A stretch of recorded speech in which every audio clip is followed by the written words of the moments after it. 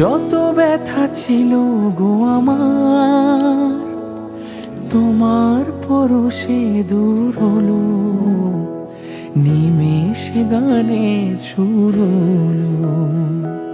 তোমার দেওয়া সে গান আজ তোমাকে গেয়ে যে শোনায়।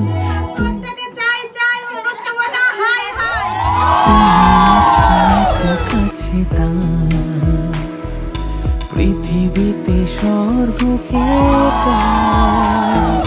তোমার চোখে তাই দেখি যেদিকে তাকাই। তুমি আছো এত কাছে